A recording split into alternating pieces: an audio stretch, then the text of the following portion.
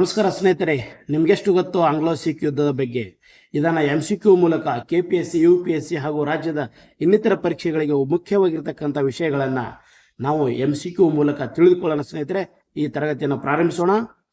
ಮೊದಲೇ ಪ್ರಶ್ನೆ ನೋಡೋದಾದರೆ, ಪ್ರಶ್ನೆ 1, ಮೊದಲ ಆಂಗ್ಲೋ ಸಿಖ್ ಯುದ್ಧ ಯಾವ ವರ್ಷಗಳಲ್ಲಿ ನಡೆಯಿತು? 1845-46, 1848-49, 1857-58, 1839-40. ಇಲ್ಲಿ ನೋಡಿ ಸ್ನೇಹಿತರೆ, ಮೊದಲ ಆಂಗ್ಲೋ ಸಿಖ್ ಯುದ್ಧ ಏನಪ್ಪ ಅಂದ್ರೆ 1845-46 ಮೊದಲ ಆಂಗ್ಲೋ ಸಿಖ್ ಯುದ್ಧ ಏನಪ್ಪ ಅಂದ್ರೆ ನಡೆಯಿತು. ಇದು ಏನಪ್ಪ 45ರಲ್ಲಿ ಪ್ರಾರಂಭವಾಗಿ 46ರವರೆಗೆ ನಡೆಯಿತು ಸ್ನೇಹಿತರೆ. ಅದೇ ರೀತಿ ನಮ್ಮ ಮುಂದಿನ ಪ್ರಶ್ನೆ ನೋಡೋಣ. ಎರಡನೇ ಆಂಗ್ಲೋ ಸಿಖ್ ಯುದ್ಧ ಯಾವ ವರ್ಷಗಳಲ್ಲಿ ನಡೆಯಿತು? ಎರಡನೇ ಆಂಗ್ಲೋ ಸಿಖ್ ಯುದ್ಧ, ಇದಕ್ಕಿಂತ ಮುಂಚಿನ ಸ್ಲೈಡಲ್ಲಿ ಮೊದಲ ಆಂಗ್ಲೋ ಸಿಖ್ ಯುದ್ಧ, ಈಗ ಏನಪ್ಪ ಎರಡನೇ ಆಂಗ್ಲೋ ಸಿಖ್ ಯುದ್ಧ 1845-46, 48-49, 56, 57, 38, 39. ಯಾವ ವರ್ಷಪ್ಪ ಅಂದರೆ 1848-49 ಏನಪ್ಪ ಆಂಗ್ಲೋ ಸಿಖ್ ಯುದ್ಧ ನಡೆಯಿತು. ಮೊದಲ ಆಂಗ್ಲೋ ಸಿಖ್ ಯುದ್ಧದ ನಂತರ ಯಾವ ಒಪ್ಪಂದ ಮಾಡಲಾಯಿತು? ಯಾವ ಒಪ್ಪಂದ ಮೂಲಕ ಏನಪ್ಪ ಮೊದಲ ಆಂಗ್ಲೋ ಸಿಖ್ ಯುದ್ಧ ಕೊನೆಗೊಳಿತು ಅಂತ ಕೇಳಿದರೆ ಸ್ನೇಹಿತರೆ, ಇಲ್ಲಿ ಅಮೃತ್ಸರ್ ಒಪ್ಪಂದ, ಲಾಹೋರ್ ಒಪ್ಪಂದ, ದೆಹಲಿ ಒಪ್ಪಂದ, ಸಿಮ್ಲಾ ಒಪ್ಪಂದ. ಇಲ್ಲಿ ಏನಪ್ಪ ಅಂದ್ರೆ ಲಾಹೋರ್ ಒಪ್ಪಂದ ಮೂಲಕ ಏನಪ್ಪ ಅಂದ್ರೆ 1846ರಲ್ಲಿ ಲಾಹೋರ್ ಒಪ್ಪಂದ ಏನಪ್ಪ ಮಾಡಿಕೊಳ್ಳೋ ಮೂಲಕ ಏನಪ್ಪ ಮೊದಲ ಆಂಗ್ಲೋ ಸಿಖ್ ಯುದ್ಧ ಕೊನೆಗೊಳ್ತು. ಮುಂದೆ 4ನೇ ಪ್ರಶ್ನೆ, ಲಾಹೋರ್ ಒಪ್ಪಂದ ಯಾವ ವರ್ಷದಲ್ಲಿ ನಡೆಯಿತು? ಇಲ್ಲಿ ನೋಡಿ, ಅದು ಮೊದಲೇ ಆಂಗ್ಲೋ ಸಿಖ್ ಯುದ್ಧ ಲಾಹೋರ್ ಒಪ್ಪಂದ ಕೊನೆಗೊಳ್ತು. ಆದರೆ ಅದು ಯಾವ ವರ್ಷದಲ್ಲಿ ಏನಪ್ಪ ಮಾಡಲಾಯಿತಪ್ಪ ಅಂತ ಕೇಳಾಗಿದೆ. 1845, 46, 47, 48 ಏನಪ್ಪ ಅಂದ್ರೆ ಇಲ್ಲಿ 1846ರಲ್ಲಿ ಏನಪ್ಪ ಅಂದ್ರೆ ಮೊದಲ ಯುದ್ಧದ ನಂತರ 1846ರಲ್ಲಿ ಲಾಹೋರ್ ಒಪ್ಪಂದ ಮಾಡಿಕೊಳ್ಳಲಾಯಿತು. 5ನೇ ಪ್ರಶ್ನೆ ನೋಡೋಣ ಸ್ನೇಹಿತರೆ, ಪಂಜಾಬ್ ಬ್ರಿಟಿಷ್ ಸಾಮ್ರಾಜ್ಯಕ್ಕೆ ಯಾವ ವರ್ಷದಲ್ಲಿ ಸೇರಿಸಲಾಯಿತು?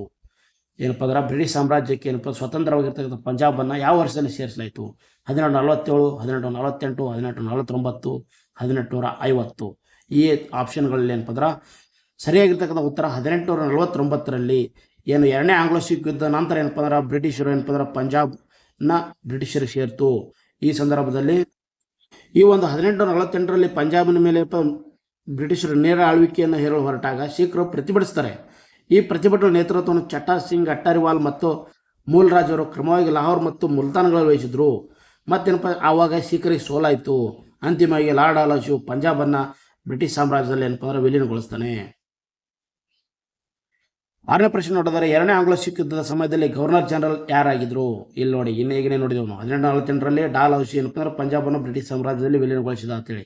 ಇಲ್ಲೇನು ಕೇಳಿದರೆ ಎರಡನೇ ಆಂಗ್ಲೋ ಸಿಖ್ ಯುದ್ಧದ ಸಮಯದಲ್ಲಿ ಗವರ್ನರ್ ಜನರಲ್ ಯಾರಾಗಿದ್ರು? Lord Wellesley, Lord Dalhousie, Lord Curzon, Lord Hardinge. ಯಾರು ಸ್ನೇಹಿತರೆ? Lord Dalhousie. ಲಾರ್ಡ್ ಡಾಲ್ಹೌಸಿ ಕಾಲದಲ್ಲಿ ಏನಪ್ಪ ಅಂದ್ರೆ ಪಂಜಾಬ್ ಬ್ರಿಟಿಷರಿಗೆ ಸೇರಿಸಲಾಯಿತು. ವರ್ಷ ಯಾವುದಪ್ಪ ಅಂದ್ರೆ 1848. 7ನೇ ಪ್ರಶ್ನೆ ನೋಡಿದರೆ, ಸಿಖ್ ಸಾಮ್ರಾಜ್ಯದ ಸ್ಥಾಪಕ ಯಾರು?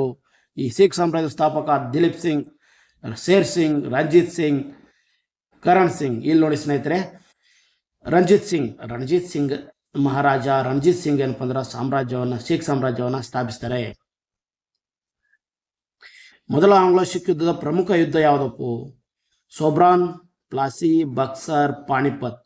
ಇಲ್ಲಿ ನೋಡು, ಮೊದಲ ಆಂಗ್ಲೋ ಸಿಖ್ ಯುದ್ಧ ಐತಲ್ಲ, ಅದರಲ್ಲಿ ಏನಪ್ಪ ಅಂದ್ರೆ ಪ್ರಮುಖ ಯುದ್ಧ ಯಾವುದಪ್ಪ ಅಂದ್ರೆ ಸೋಬ್ರಾನ್ ಯುದ್ಧ. ಬ್ಯಾಟಲ್ ಆಫ್ ಸೋಬ್ರಾನ್ ಮೊದಲ ಯುದ್ಧದ ನಿರ್ಣಾಯಕ ಯುದ್ಧ. ಮೊದಲ ಆಂಗ್ಲೋ ಸಿಖ್ ಯುದ್ಧದ ನಿರ್ಣಾಯಕ ಯುದ್ಧ, ಅದು ಪ್ರಮುಖ ಯುದ್ಧ, ಅದು ಸೋಬ್ರಾನ್ ಯುದ್ಧ. 9ನೇ ಪ್ರಶ್ನೆ, ಎರಡನೇ ಆಂಗ್ಲೋ ಸಿಖ್ ಯುದ್ಧದ ಪ್ರಮುಖ ಯುದ್ಧ ಯಾವುದು?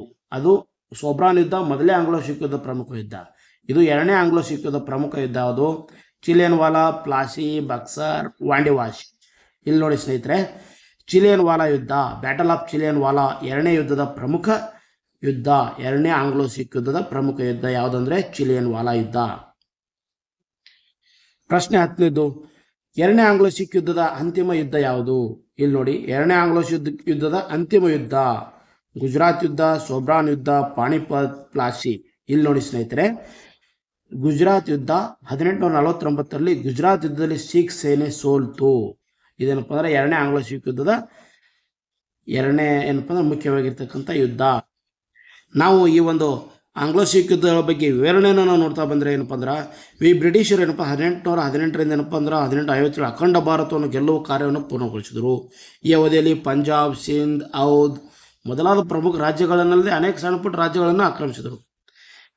ಈ ಒಂದು ಸಂದರ್ಭದಲ್ಲಿ ಏನಪ್ಪ ಅಂದ್ರೆ 1809 ನಿರಂತರ ಮೈತ್ರಿ ಒಪ್ಪಂದವನ್ನು ಪಂಜಾಬ್ನಲ್ಲಿ ಏನಪ್ಪ ಅಂದ್ರೆ ಬ್ರಿಟಿಷರು ಮತ್ತು ಸಿಖ್ರ ನಡುವೆ ಆಗಿತ್ತು. ಇವರು ಏನಪ್ಪ ಅಂದ್ರೆ 1839ರಲ್ಲಿ ರಣಜಿತ್ ಸಿಂಗ್ನ ಮರಣ ಹೊಂದಿದ ನಂತರ ಏನು ಮಾಡಿದ್ರು, ಈ ಪಂಜಾಬ್ನಲ್ಲಿ ರಾಜಕೀಯ ಅರಾಜಕತೆ ತಲೆ ಎತ್ತಿತು. ಅವಾಗ ಏನಪ್ಪ ಅಂದ್ರೆ 1809 ನಿರಂತರ ಮೈತ್ರಿ ಒಪ್ಪಂದವನ್ನು ಉಲ್ಲಂಘಿಸಿ ಪಂಜಾಬನ್ನು ಆಕ್ರಮಿಸಲು ಬ್ರಿಟಿಷರು ಸಂಚು ರೂಪಿಸ್ತಾರೆ. ಆದ್ದರಿಂದ ಏನಪ್ಪ ಅಂದ್ರೆ 1845 ಡಿಸೆಂಬರ್ನಲ್ಲಿ ಬ್ರಿಟಿಷರಿಗೂ ಮತ್ತು ಪಂಜಾಬ್ ಸೈನ್ಯಕ್ಕೂ ಯುದ್ಧ ಆರಂಭವಾಯಿತು. ಈ ವಿದೇಶಿಯರಿಂದ ಇರಬಹುದು ಅಪಾಯವನ್ನರಿತ ಹಿಂದೂ, ಮುಸಲ್ಮಾನ್ ಹಾಗೂ ಸಿಖ್ಖರೆಲ್ಲರೂ ಬ್ರಿಟಿಷರನ್ನು ಮಣಿಸಲು ಒಂದಾದರು.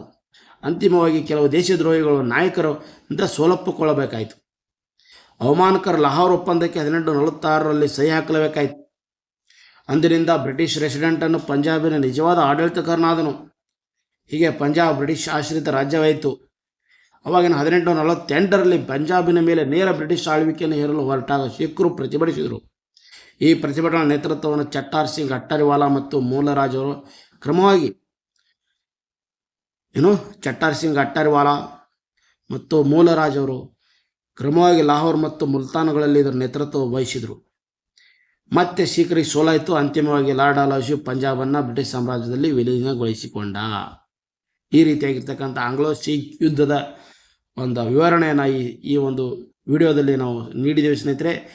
ನಿಮಗೆ ಈ ಒಂದು ವಿಡಿಯೋ ಇಷ್ಟವಾದರೆ ತಪ್ಪದೇ ಲೈಕ್, ಕಮೆಂಟ್ ಹಾಗೂ ಸಬ್ಸ್ಕ್ರೈಬ್ ಮಾಡಿ ಅಂತ ಹೇಳುತ್ತಾ ಧನ್ಯವಾದಗಳು.